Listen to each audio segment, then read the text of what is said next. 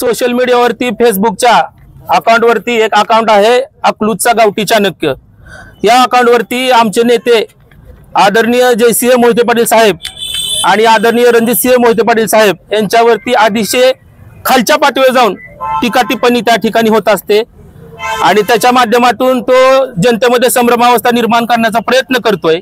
त्यामुळे आम्ही सर्वजण कार्यकर्ते या ठिकाणी एकत्र येऊन पीआय साहेबांना शांततेच्या मार्गाने निवेदन दिलेले आहे आणि जो कोणी हा हरामखोर आहे अकलूजचा गावठी चाणक्य म्हणून पेज चालवणारा त्याला आवाहन करतो, तू जर खरा राजकीय असेल शत्रू तर ओरिजिनल अकाउंट काढून आमच्या नेत्यावरती टीका कर। असं बाणगुळासारखा अकलूजचा गावठी चाणक्य नाव वापर करून त्याच्या पाठीमाग तुझा जो चेहरा दडलेला आहे तो दडलेला चेहरा समोर येऊ दे आणि मग तू टीका कर। याच्या अगोदर सुद्धा त्यांना असं वर्तन केलं होतं। सुरुवातीच्या काळामध्ये मी 1/10/2025 ला त्याच अकलूजचा गावठी चाणक्य याच्यावरती एनसीआर दाखल केला होता। पोलिसांनी त्यामध्ये चौकशी केली होती। त्यानंतर त्याच्या कानावर गेल्यानंतर तो तिथे त्या ठिकाणी थांबला होता, पण पुन्हा एकदा त्याने तो प्रकार चालू केला आणि अतिशय खालच्या पातळीवर जाऊन ती टीका करतोय।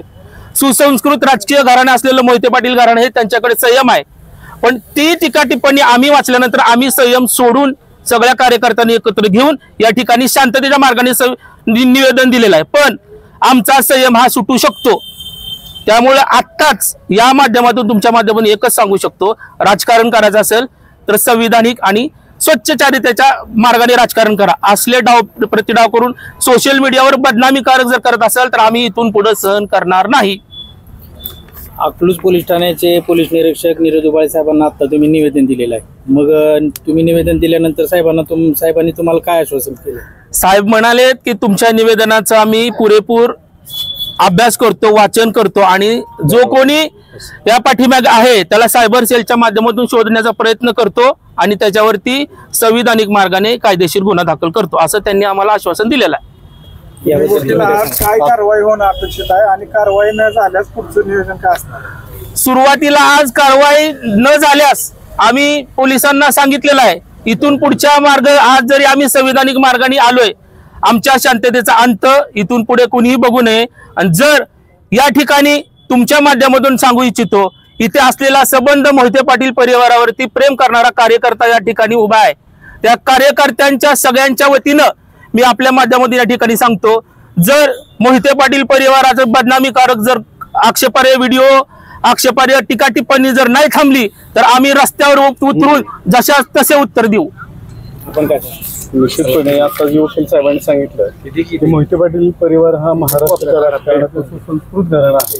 वेळोवेळी दिशाहीन वक्तव्य पोस्ट करणं, त्याचबरोबर अफवा पसरवणं, ज्याच्यातलं त्याला काही नॉलेज नाही, कारखाना म्हणजे काय त्यांना माहिती आहे पण त्याच्यावरती लिखाण करणं, या मोहिते पाटलांचं एक वैशिष्ट्य आहे घराण्याचं। 80% राजकारण आणि 80% समाजकारण, 20% राजकारण आणि 80% विकासाचं कारण त्यांच्या मागे दडलेलं आहे। हे असं सगळं असताना वेळोवेळी असं दिशाभूल करून लोकांच्यात नागरिकांच्यात एक संभ्रमावस्था दिशाहीन परिस्थिती निर्माण करायची, गावामध्ये परिसरामध्ये एक वातावरण दूषित करायचं। परंतु याला कोणी आम्ही बोलता पण बळी न पडणारे कार्यकर्ता एकत्र आला, निष्ठावंत कार्यकर्ता एकत्र आला आणि या असल्या कारवाईवर निश्चितपणे कारवाई करू असं आता उबाळे साहेबांनी आम्हाला आश्वासित केलंय की कायदेशीर मार्गाने आम्ही याची सखोल चौकशी करू आणि चौकशी केल्यानंतर त्याच्यावर कारवाई करू म्हणून आम्हाला आश्वासित केलंय। तर आता आपण पाहिलं फेसबुकच्या माध्यमातून किंवा पडद्याआड लपून राजकारण जर करत असतील आणि मोहिते पाटील परिवारावर असं चिखलफेक जर वारंवार होत असेल, खूप दिवस झाले हे सगळं चाललंय, पण ते सगळं चुकीचं आहे हे आम्हाला सगळ्यांना माहिती आहे, नवीन सांगायची काय गरज नाही। तरी इथून पुढे हे सगळं सहन केलं जाणार नाही। यायचंच असेल ना समोर येऊन बोल, तुला उत्तर द्यायला आमचे गल्लीतले पोरं काफी आहेत, आम्हाला यायची गरज पण नाही। आणि हे जे पडद्याआडून काम चाललंय ना आणि चिखलफेक करताय, परिवाराला बदनाम करताय, परिवाराला नावं ठेवताय, अहो इथं 80 वर्ष नाही 100 वर्ष झालं त्यांचं राज्य आहे आणि गाव कसं आहे ते कुणाला सांगायची गरज नाही। बाहेरच्या लोकांनी येऊन इथं उत्मात माजवू नये आणि माळशिरस तालुक्याचं वातावरण दूषित करू नये ही विनंती करते।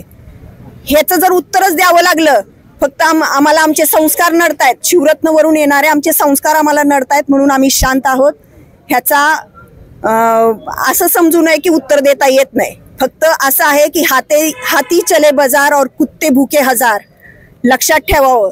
आणि निवेदन देण्याकरता तुम्ही इथं आलात, तुम्ही मोहिते पाटलाचे खंदे समर्थक किंवा कार्यकर्ता म्हणून आलात का अकलूजची नागरिक सामान्य जनता म्हणून तुम्ही इथं आलात? सगळ्याच बाजूनी आलोय. एकतर महिला म्हणून आलोय आधी, तर या महिला भगिनी आहेत आमच्या इथं, महिला सुरक्षित आहेत. सगळ्यात महत्वाचं तुम्हाला सांगते, अकलूजमध्ये माळशिरस तालुक्यामध्ये महिला सुरक्षित आहेत. सगळ्यात महत्वाचं, आम्हाला बाहेरच्या लोकांचं राज्य नकोय आणि ते आम्ही कधी होऊ देणार नाही. जे 2-2 वेळा पडलेत ना, त्यांनी इथं येऊन मुजोरा करू नये अशी विनंती करतोय.